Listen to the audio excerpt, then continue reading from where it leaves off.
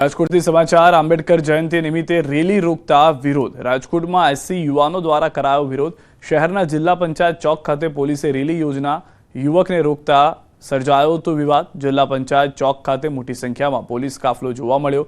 DCP, ACP સહિતના police અધિકારીઓ રસ્તા ઉપર ઉતર્યા।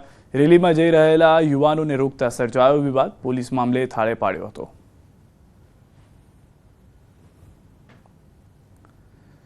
દાહોદના વહીવટીતંત્રે લીધો છે મોટો નિર્ણય। સરકારી કચેરીની 200 મીટરની ત્રિજ્યા માટે નિર્ણય। 200 મીટરની ત્રિજ્યામાં ઉપવાસ ધરણા પર પ્રતિબંધ। કલમ 163 હેઠળ લેવાયો છે નિર્ણય। હથિયારો તથા વિસ્ફોટક પદાર્થો પર પણ પ્રતિબંધ તથા નિયમ ભંગ કરનાર સામે ભારતીય ન્યાય સંહિતા 2023ની કલમ 223 હેઠળ સજાપાત્ર ગુનો દાખલ કરવામાં આવશે, જે પોલીસ કોન્સ્ટેબલથી ઉચ્ચ અધિકારીઓને નિયમ ભંગની ફરિયાદ નોંધવાની સત્તા આપવામાં આવી। આણંદના ઉમરેઠમાં કોન્ટ્રાક્ટરની ઘોર બેદરકારી। 100 થી 150 ફૂટ ઊંચાઈએ જીવના જોખમે કામ કરતા શ્રમિકો જોવા મળ્યા। સુરક્ષા નેટ વગર ઊંચાઈએ ભર બપોરે જોખમી કામ કરતા શ્રમિકો જોવા મળ્યા છે।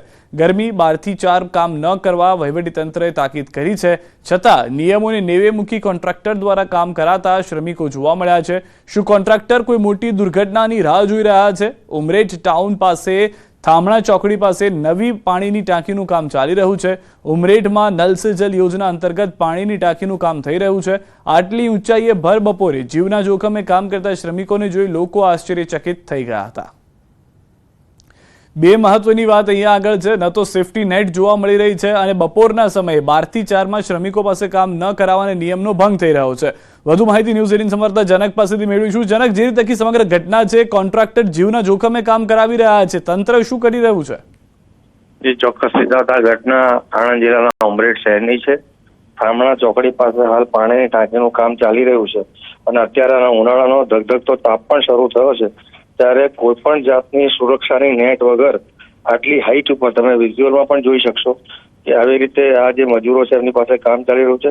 ચોક્કસ આ જે આખું જે કામ ચાલી રહ્યું છે એમાં મજૂરોની સલામતીનો બી પ્રશ્ન છે, એટલે આ અંગે જે કોઈ વહીવટી તંત્ર છે, કારણ કે આ નલ સે જલ યોજના અંતર્ગત આ પાઇપનું કામ ચાલી રહ્યું છે, એટલે સ્વાભાવિક રીતે ઉમરેઠ નગરપાલિકાની જવાબદારી પહેલી ગણાય।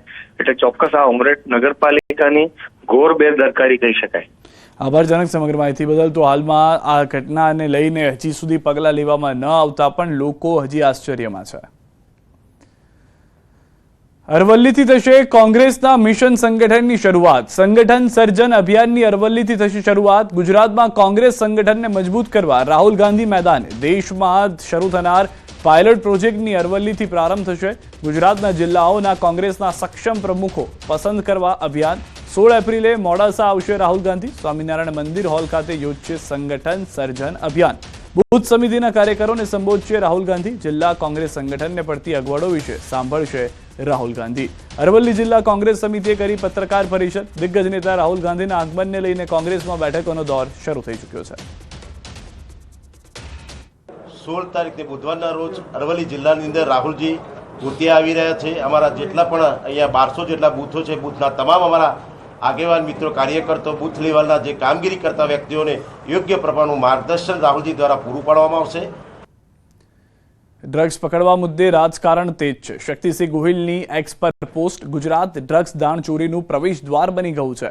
ડ્રગ્સના વેપારને રોકવામાં સરકાર નિષ્ફળ।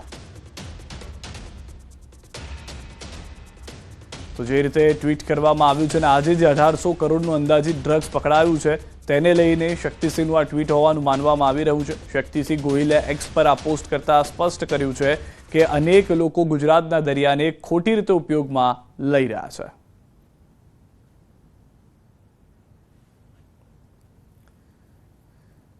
ગુજરાતના દરિયામાંથી ઝડપાયેલા ગુજરાત એટીએસે દરિયામાંથી 1800 કરોડનું ડ્રગ્સ પકડી પાડ્યું। દરિયામાંથી ડ્રગ્સ ઝડપાયા બાદ ગુજરાતના રાજકારણમાં ગરમાવો આવ્યો છે। કોંગ્રેસ પ્રદેશ અધ્યક્ષ શક્તિસિંહ ગોહિલે સોશિયલ મીડિયાના માધ્યમથી સરકાર સામે સવાલ ઉઠાવ્યા, તો ભાજપના પ્રવક્તા યજ્ઞેશ દવેએ વળતો પ્રહાર કર્યો। પોલીસનું મનોબળ વધારવા બદલે કોંગ્રેસ આક્ષેપ કરે છે, તો બીજી તરફ આ મામલે કોંગ્રેસ પ્રવક્તા મનીષ દોશીનું નિવેદન। મનીષ દોશીએ સવાલ કર્યો કે અજાણ્યા શખ્સો કરોડોનું ડ્રગ્સ ઠાલવી જાય અને ભાજપ સરકાર વાહવાહી કરે, પરંતુ ડ્રગ્સ ઠાલવતા આકાઓ કેમ નથી પકડાતા? આવી પરિસ્થિતિની અંદર પોલીસનું મનોબળ વધારવાની જગ્યાએ જો કોંગ્રેસના નેતા શક્તિસિંહ ગોહિલ આવી ગંદી રાજનીતિ, હીન કક્ષાની રાજનીતિ કરતા હોય અને ડ્રગ્સના મુદ્દા જ્યારે પોલીસ આવી સફળ કામગીરી કરતી હોય તો એને સિરપાવ આપવાની જગ્યાએ જ્યારે ભારતીય જનતા પાર્ટીને કોસવાની વાત કરતા હોય, અરે ભાઈ શક્તિસિંહને મારે એવું કહેવું છે કે રાજકારણ કરવા માટે તો બીજા ઘણા મુદ્દા છે, પણ આવા મુદ્દાઓ પર રાજકારણ ન કરવું જોઈએ એવી મારી એમને વિનંતી છે. આ ખાડા કાન કરીને પકડાણા પછી વાવાઈ કરે, મને એમ લાગે છે આનાથી મોટી કોઈ ચિંતાનો વિષય ન હોય. ગુજરાતમાં જે રીતે નશાનો કારોબાર ચાલી રહ્યો છે અને ગુજરાતમાં જે ભવિષ્ય કહેવાય એવા યુવાનો નશાની આગમાં ધકેલાઈ રહ્યા છે, ત્યારે ભાજપા સરકારને હું પ્રશ્ન પૂછવા માંગુ છું કે આ પકડાયેલું ડ્રગ્સમાં દર વખતે વાત થાય, કોઈ અજાણ્યા શખ્સ ફેંકી જતા રહ્યા, ચરસમાં જીપીએસ લાગ્યું, એમાં આપણે કરોડો રૂપિયાનું ચરસની આખા પેકેટો આવે, તો કેમ એના આંકડા પકડાતા નથી? મહેશ વસાવાએ ભાજપને કર્યા રામ રામ. પોતાના કામને ન્યાય ન મળતો હોવાનો આક્ષેપ. છોટુ વસાવાના પુત્ર છે મહેશ વસાવા. 2024માં ભાજપમાં જોડાયા હતા મહેશ વસાવા. પૂર્વ એમએલએ મહેશ વસાવાએ ભાજપ સાથે છેડો ફાડ્યો છે. આદિવાસી સુપ્રીમો છોટુ વસાવાના પુત્ર છે મહેશ વસાવા. તાજેતરમાં મહેશ વસાવા માજી ભરૂચ જિલ્લા ભાજપ પ્રમુખ મારુતિસિંહ અટોદરિયાના માર્ગદર્શન હેઠળ ભાજપમાં જોડાયા હતા.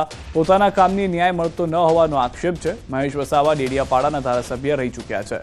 બીટીપીના અધ્યક્ષ હતા મહેશ વસાવા. હવે ફરી પોતાની બીટીપી પાર્ટી શરૂ કરશે એવા એંધાણ જોવા મળી રહ્યા છે.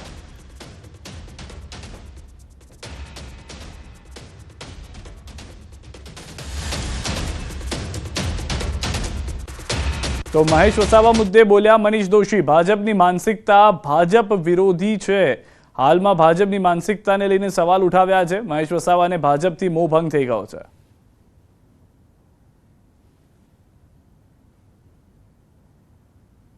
આદિવાસી વિરોધી માનસિકતા, બંધારણ વિરોધી ભાજપા અને સંવિધાનને દરિયામાં ફેંકી દેવાની જ્યારે વાત કરનારા લોકો સાથે એમનો મોહભંગ થયો, ત્યારે એમને કરેલી વાત સમગ્ર આદિવાસી સમાજને અને સમગ્ર દેશ માટે સૌથી મોટામાં મોટી વાત છે. આદિવાસી સમાજની અંદર એક સારું પ્રભુત્વ ધરાવતા નેતા છે, પરંતુ એમને જે રાજીનામું આપ્યું છે એની કોઈ નકલ હજી ભારતીય જનતા પાર્ટીને મળી નથી. ભારતીય જનતા પાર્ટીને એની નકલ મળશે, ત્યારબાદ ભારતીય જનતા પાર્ટીનું મોવડી મંડળ કોઈ પણ વિષયમાં ચર્ચા કરીને નક્કી કરશે, અને એ નક્કી કર્યા બાદ ભારતીય જનતા પાર્ટી